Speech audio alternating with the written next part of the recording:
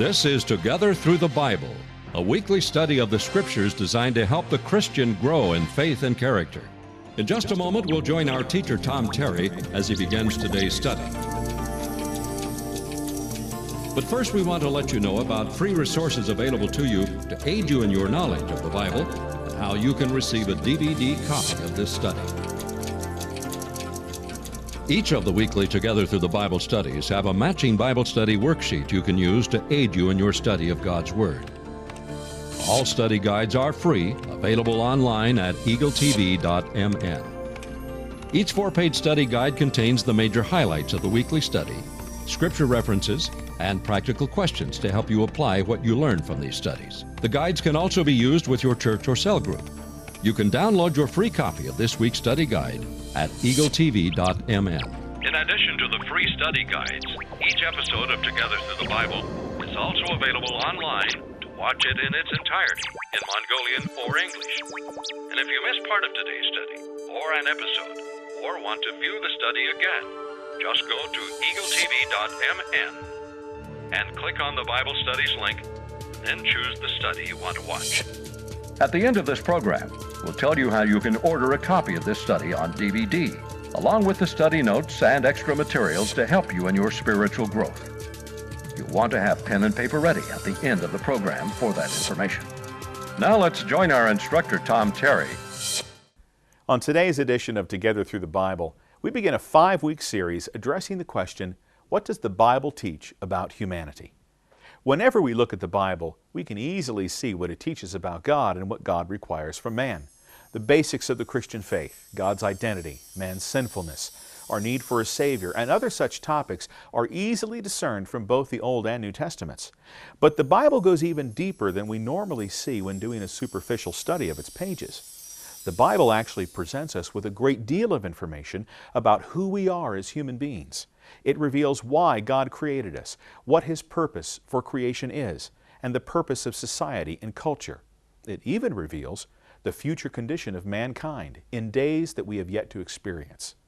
In this new series, we will study 5 subjects relative to the Bible's view of humanity: the purpose of creation and life, the nature of man, the redemption of man, and the society of man and the future of man. Today, we embark on our first study in this 5-week series, beginning with today's study, the purpose of creation and life. Does your life have meaning? When I was a young man preparing to leave my parents' home for the first time, I was struck one day with the realization that my life did not have much direction. I had a job, I had dreams for my future in broadcasting, I also had good relationships with people around me, but I lacked any sense of purpose and meaning. I could certainly fill my time with work, entertainment, and various relationships, but I was convinced that there was something missing. Wasn't there supposed to be something more to life than the day-to-day experiences that most people have? My search for meaning took me in a few different directions. I tried to find meaning in love and relationships. I tried to find meaning in work and my hope for a specific kind of career. But in the end, whenever I went home, I was left with the conclusion that I was filling my life with various kinds of activity, but not necessarily meaning. The activities of life were not the same as purpose or meaning in life. Where could I find purpose and meaning? If I could not find purpose and meaning from the usual content of life, if meaning and purpose transcends the normal human experience, then where was I to go? Let's turn this around and ask the question, where do you find meaning in life? Is that meaning permanent, or does it change with the changing circumstances of life? Today we're going to explore the purpose of creation and life. We'll look at God's relationship to creation and life and how lasting meaning and purpose cannot be realized without the designer and author of life. First, let's establish a foundation for today's study by examining God's relationship to creation.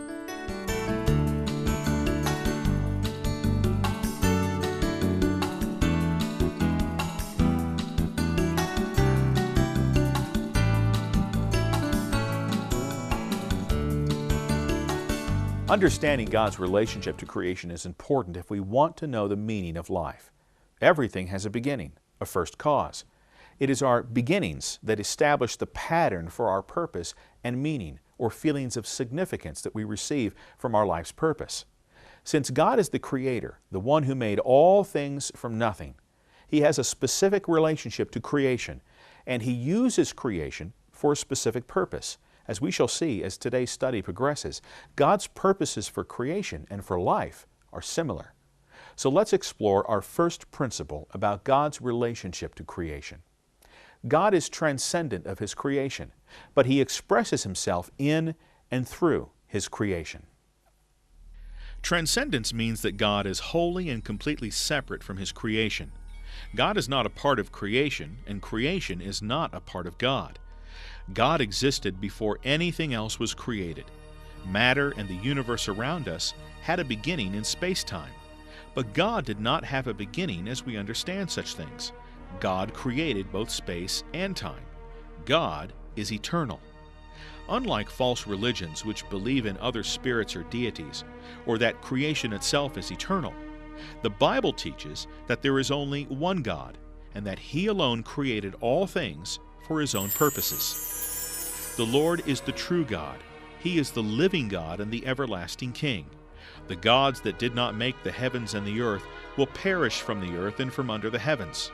It is He who made the earth by His power, who established the world by His wisdom, and by His understanding He has stretched out the heavens. Creation cannot contain God or be a part of God, and God is not a part of His creation because creation itself is a created thing.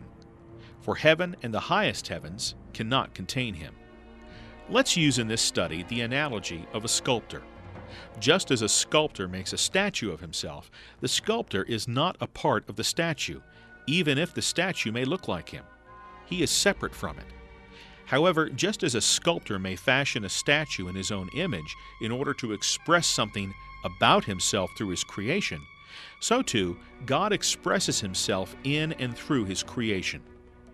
For since the creation of the world, His invisible attributes, His eternal power and divine nature have been clearly seen, being understood through what has been made. Nature itself, creation, is a testimony that it has a designer, a creator. The order of the universe, the interdependency of elements of creation, even the vast information contained in the DNA that make up all living things, all point to a creator. In fact, from the oldest periods of history to the modern age, every society and culture has had people who believe in and worship some form of deity or supernatural force that they believe to be responsible for the created order. Not all societies and cultures through history have fully comprehended the signs in creation that point to a single orderly creator. But every culture has recognized the evidence of a higher order of being that superintends over creation. No society in history ever developed spontaneously as an atheistic society. In general, historically, man has recognized through creation that there exists some form of a creator. In other words, certain aspects of creation signify certain attributes of a creator. Just like a sculptor, creation is God's art, and God's art indicates something about the one who created it. Our analogy of a sculptor and a statue is useful, but only to a point. This is because God is much more than a sculptor. For once a sculptor fashions a statue, the statue exists on its own, apart from the sculptor. This is not true with creation. The Bible teaches that God is not simply separate from His creation, but that creation is dependent upon God for its continued existence. This statement means that God is actively, continually, and without cessation holding all elements of creation together so that they continue to exist. Without God's sustaining activity, creation would simply cease. Creation has no self-sustaining attribute. Only God is self-sustaining, or said in another way, only God is self-existent. Look at what the Scripture says about the influence of Jesus Christ on the created order. By Him all things were created, both in the heavens and on earth, visible and invisible. All things have been created through Him and for Him. He is before all things, and in Him all things hold together. The writer to the Hebrews explained Christ's sustaining work of creation in this way: He upholds all things by the word of His power. Though God is separate from His creation, creation is dependent upon God to maintain its existence. From this we can take great comfort. The continued existence of all things is a testimony that God is at work in creation, using it even now for His purposes. Why does He continue to maintain creation in this way? Because God takes delight in what He has created, and He wants it to continue to bring Him and us great joy. God saw all that He had made, and behold, it was very good. Now, if we were to stop here at what we've learned so far, we might come away from this study with the idea that God created all things solely for His personal enjoyment. Part of that is certainly true. It's only natural and right for God to enjoy what He has created, just as it is natural and right for anyone to enjoy something that they have worked hard to make. But God did not make creation solely for Himself. Since we've already seen that God expresses Himself in and through His creation, then we should go a step further and ask why God speaks about Himself through creation. The Scriptures give us the answer. God made creation as a testimony to His glory.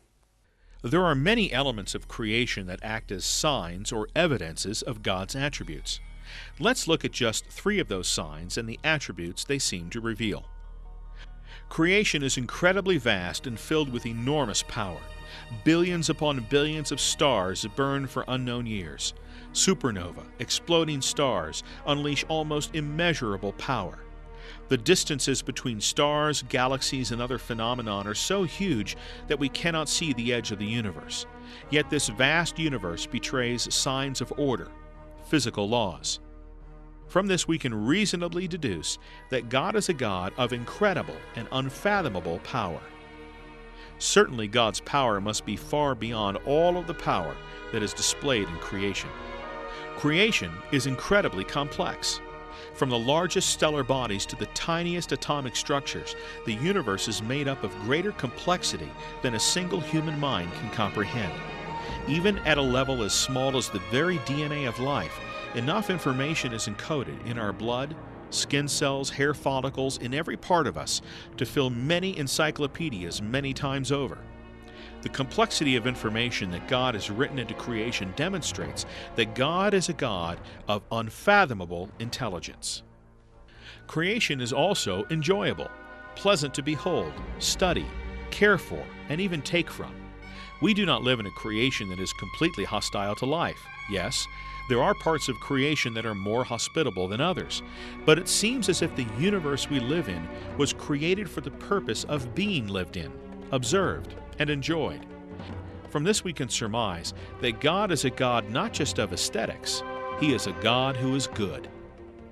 From these simple examples we can easily deduce that our Creator is powerful, intelligent, and good. In fact, the Scripture also agrees, noting that these are the messages that creation was designed to deliver to those who are paying attention. The heavens are telling the glory of God, and their expanse is revealing the work of His hands. Day to day pours forth speech, and night to night reveals knowledge. Power, intelligence, and goodness are attributes of personality. We can again take comfort from the testimony that creation provides about God's nature. Certainly we would fear a powerful and intelligent God if we could not know that He was good. But even creation gives us a hint that the God who designed and brought all things into existence is personally bound by some idea of goodness. Let's review what we've learned so far about God's relationship to His creation.